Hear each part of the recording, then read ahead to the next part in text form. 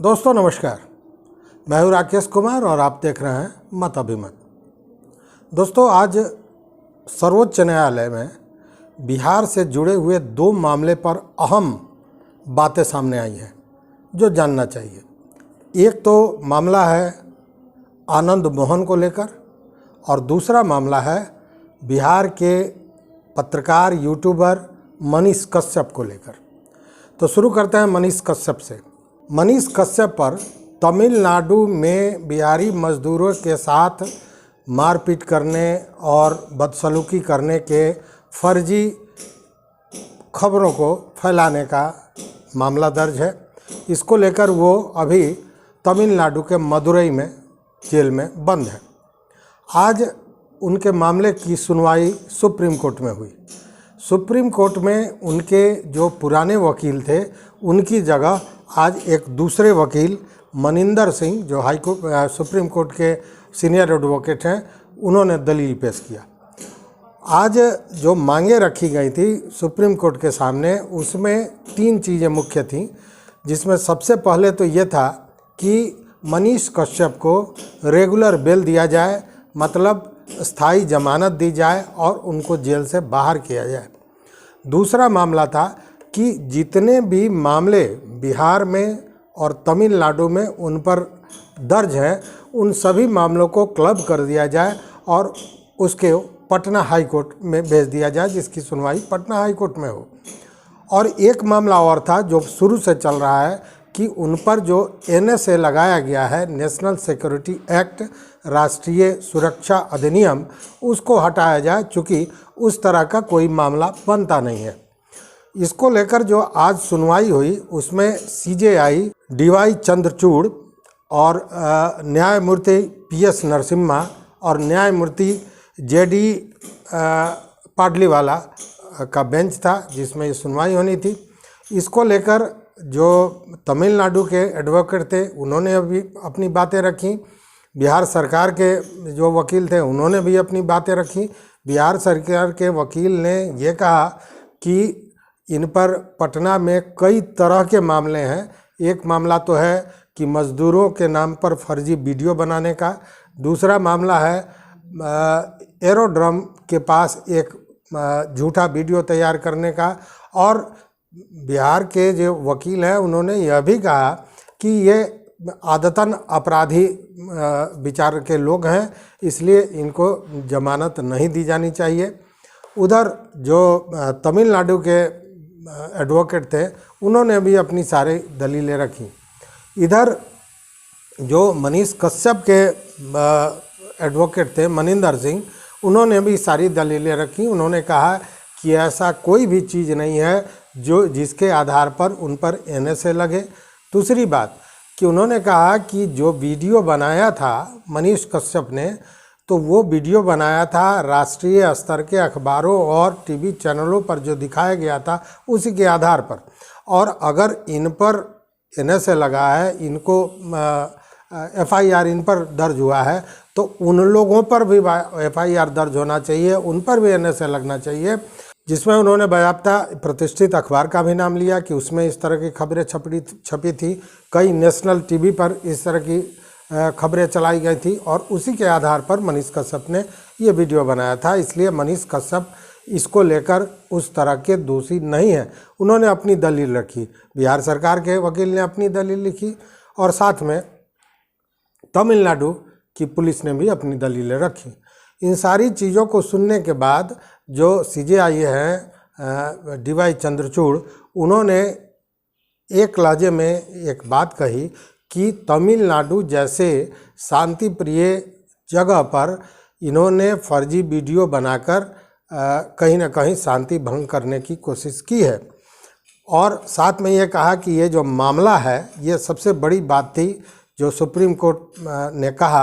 हालांकि supreme court से आज इन लोगों को ये सोच थी, सुप्रीम कोर्ट के कई वकीलों का भी कहना था कि आज उन्हें बेल मिल जाना चाहिए और NSA हटाने की बात भी सुप्रीम कोर्ट करेगी, लेकिन ऐसा कुछ हुआ नहीं। उलट हो गया।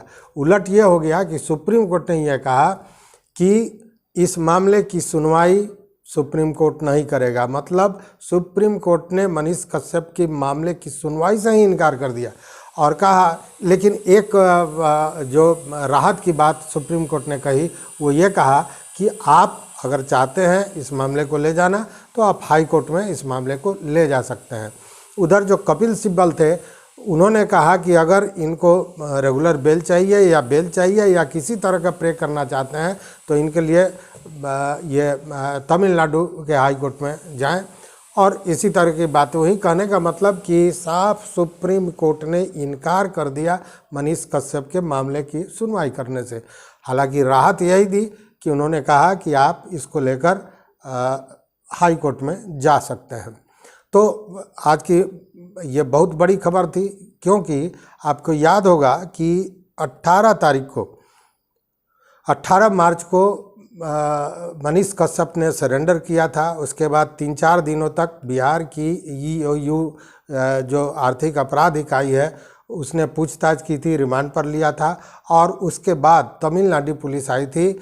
तमिलनाडु पुलिस बिहार से मनीष कश्यप को अपने साथ ले गई थी। वहाँ भी कई मामले दर्ज हैं। रिमांड पर भी लिया गया था। रिमांड पर लेने के बाद पूछताछ की गई थी और उसके बाद तब से वो जेल में बंद है और वहीं उन पर NSA लगाया गया था। तो कहने का तात्पर्य यह है कि आज जो सुप्रीम कोर्ट ने कहा है उसके बाद मनीष कश्यप की मुश्किलें बढ़ गई हैं। अब उन्हें कोई भी राहत अगर चाहिए और किसी भी राहत के लिए उनको सीधे हाई कोर्ट जाना होगा और हाई कोर्ट में क्या होता है उसी पर उनका पूरा भविष्य तय होगा। तो सीधी सी बात है कि मनीष कश्यप की मुश्किलें कहीं से कम नहीं हुई हैं। अब उनका परिवार क्या करता है, उनके जो कानूनी सलाहकार हैं वो क्या सलाह देते हैं। हाई कोर्ट जाते हैं। हाई कोर्ट में चूँकि 2 राज्यों का मामला है, पहले पटना जाएंगे, तमिलनाडु जाएंगे, क्या होगा ये आने वाला समय बताएगा। कोई भी अपडेट मिलता है तो फिर आपको हम बताएंगे। अब दूसरे मुद्दे पर आते हैं। दूसरा मुद्दा था जो गोपालगंज के तत्कालीन जिलाधिकारी जी कृष्णैया की हत्या हुई थी और उसको लेकर आनंद मोहन आजीवन कारावास की सज़ा काट रहे थे। लेकिन पिछले दिनों जो जेल मैनुअल है, जेल नियमावली है, उसमें कुछ परिवर्तन करके जो बिहार सरकार है उसने आनंद मोहन को जेल से रिहा कर दिया। इस मामले में 27 लोग जेल से रिहा हुए थे, आनंद मोहन के साथ 26 और उसमें बहुत बड़े बड़े अपराध करने वाले लोग भी हैं। इसको लेकर जो जी कृष्णैया की पत्नी है सुप्रीम कोर्ट गया था और सुप्रीम कोर्ट में ये कहा गया था कि जी कृष्णैया हत्याकांड में आनंद मोहन हत्यारोपी थे। बाद में 2007 में हाई कोर्ट ने उन्हें फांसी की सज़ा दी थी, लेकिन बाद में फिर एक पुनरीक्षण याचिका हाई कोर्ट में दायर किया गया था और उसके बाद उस फांसी की सज़ा को हाई कोर्ट ने आजीवन कारावास में तब्दील कर दिया था। आनंद मोहन लगभग 14 साल से ऊपर की सज़ा काट भी चुके हैं, लेकिन परिहार कानून एक ऐसा है जिसके तहत बिहार जेल मैनुअल में जो ये कानून है उसके तहत ये है कि कुछ कैटेगरीज हैं, कुछ श्रेणियां हैं, उसके तहत अपराध करने वाले को इसका लाभ नहीं दिया जाएगा। चूँकि 20 साल का अमूमन माना जाता है कि आजीवन कारावास होता है, लेकिन अच्छे आचरण के बाद 14 साल के बाद भी रिहाई दी जा सकती है, ये राज्य सरकार के सहमति पर। लेकिन उन लोगों को भी ये लाभ नहीं मिल सकता था जो हत्या के आरोपी हों या जो आतंकवाद से जुड़े हुए हों या राष्ट्रीय सुरक्षा पर उनसे कोई खतरा हो या सरकारी कर्मी या सरकारी अधिकारी की हत्या के आरोपी हो। तो इस मामले में आनंद मोहन आते थे, इसके चलते उनकी रिहाई नहीं हो रही थी और इसी को लेकर बिहार सरकार ने जो परिवार कानून था उसमें तब्दील किया और इन सारे श्रेणियों के अपराध को, सामान्य श्रेणी के जो अपराध होते थे उसी में इसे डाल दिया गया था।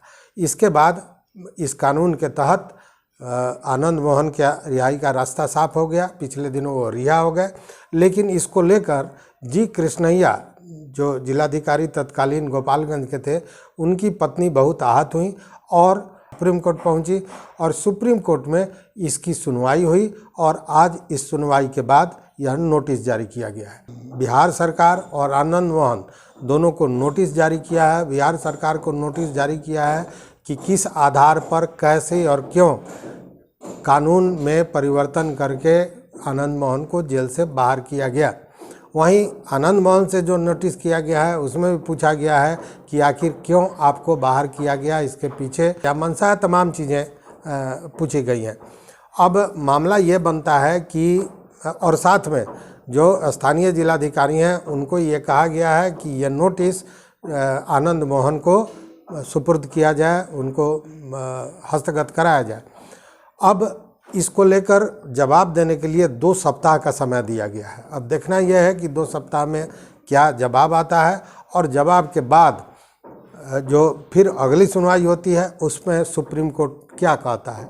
तो अब देखते हैं कि आगे क्या होता है, लेकिन यह तो तय है कि कहीं ना कहीं आनंद मोहन की मुश्किलें भी बढ़ती नज़र आ रही हैं। आगे जो भी अपडेट होगा उसको लेकर आपके सामने उपस्थित होंगे। चैनल पर नए हो तो सब्सक्राइब कर लीजिए, शेयर कीजिए अपने दोस्तों के साथ और वो घंटी जैसी जो आकृति है उसे दबा दीजिए ताकि जो हम वीडियो बनावें वो आप तक पहुँचे। आप इन दोनों मामलों को लेकर निश्चित रूप से अपना कमेंट, अपना मत, अपना एडवाइस हमें ज़रूर भेजिएगा हमारे कमेंट बॉक्स में आकर। तो बहुत बहुत धन्यवाद, कोटि आभार।